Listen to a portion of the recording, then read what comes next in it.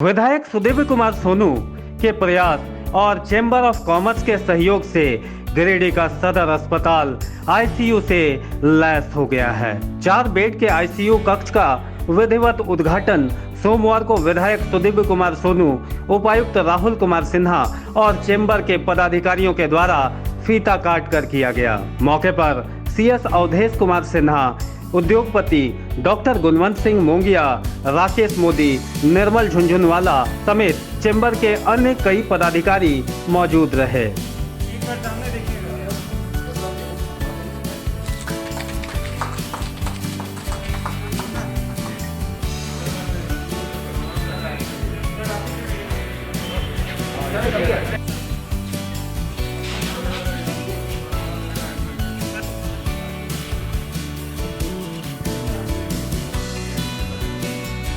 उद्घाटन के बाद तमाम लोगों ने कक्ष का निरीक्षण किया और कोविड-19 के रोकथाम की योजना को समर्पित किया। इस दौरान उपायुक्त ने विधायक के प्रयास की सराहना की और चेंबर ऑफ कॉमर्स के पदाधिकारियों को भी धन्यवाद दिया। सदर अस्पताल में आईसीयू इसका सपना आज पूरा हुआ है और मैं इसके लिए माननीय विधायक महोदय, गिरिडीह विधानसभा क्षेत्र, गिरिडीह जिला चैम्बर ऑफ कॉमर्स, सभी सिविल सर्जन, डॉक्टर सन्याल और जितने भी खास तौर पर दानवीर जिन्होंने यहाँ पर इस आईसीयू के लिए समुचित राशि का उपलब्ध कराया, इन सभी का धन्यवाद देता हूँ। सभी आराधना, इन सभी का आभार व्यक्त करता हूँ। और आज के बाद यह आवश्यक रहेगा कि इस आईसीयू का संचालन भी उसी तरीके से हो जिस तरीके से इसका यहाँ पर स्थापना किया गया है। यह पूरे गिरिडीह जिलावासियों के लिए एक बहुत बड़ा तोहफा है और सभी गिरिडीह जिलावासियों से मेरा अनुरोध रहेगा कि इसका सम्मान रखें।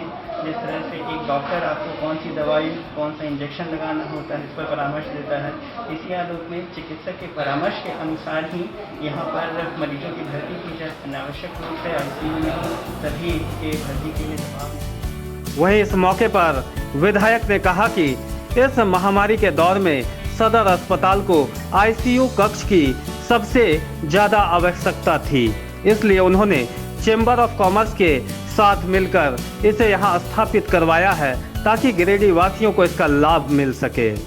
4 बेड का आईसीयू वार्ड पूरी सुविधाओं से सुसज्जित जनता को लोकार्पण करते हुए हमें बड़ी खुशी हो रही है। बहुत समय से यह लंबित मांग चली आ रही थी कि शहर में किसी भी तरह की इमरजेंसी की स्थिति में मरीज को स्टेबल करने का हम लोगों के पास कोई साधन नहीं था। ईश्वर की कृपा से डीसी साहब का भी बहुत सहयोग रहा। चेंबर ऑफ कॉमर्स ने तो कांधे से कांधा मिलकर सहयोग किया।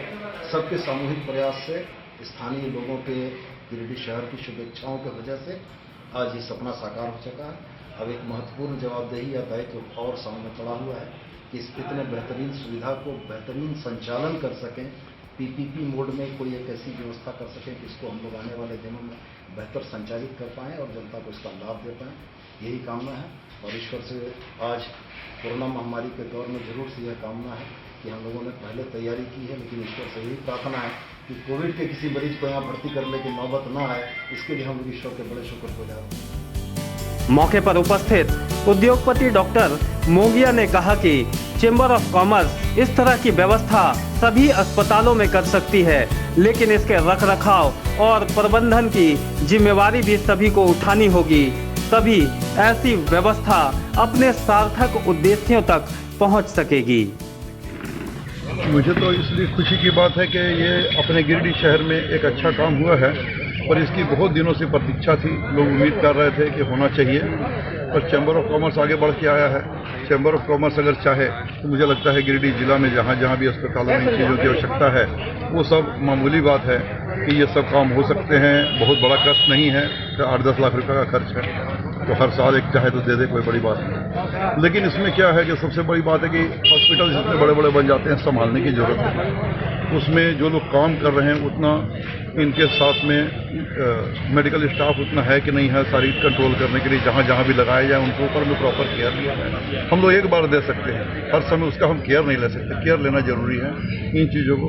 लेकिन फिर भी मैं माननीय मुख्यमंत्री जी का धन्यवाद देना चाहता हूँ कि उनके आते ही सबसे पहले शिक्षा और स्वास्थ्य पर ध्यान देना शुरू किया गया है। ठीक है, बीच में ये बीमारी आई है जिसके लिए कि स्वास्थ्य किसी पर ध्यान दिया जा रहा है, लेकिन सबसे पहले हम लोगों को बुला करके शिक्षा के बारे में कहा गया कि एक एक स्कूल गोद लीजिए। तो सबसे पहले जो देखिए, अब क्या है कि इतनी गरीबी अभी हम नहीं समझते हैं, पहले के मुकाबले इस चीज़ों में सुधार आया है कि इतनी गरीबी नहीं है कि लोग रोटी कपड़े के लिए, थोड़ा सा भी सेंसेबल आदमी है तो रोटी कपड़ा आराम से बना सकता है, लेकिन शिक्षा और स्वास्थ्य देना अब ज़्यादा आवश्यकता हो गई है। और शिक्षा और स्वास्थ्य पर जितना ध्यान इस समय में सरकार दे रही है, मुझे लगता है कि ये बहुत बड़ी उपलब्धि होगी और आने वाले समय में इसका हम लोग बहुत अच्छा रिजल्ट देख पाएंगे। इसके लिए मैं सरकार को स्पेशल धन्यवाद देना चाहता हूँ कि उनका शिक्षा और स्वास्थ्य के प्रति बहुत ही अच्छा ध्यान है। धन्यवाद।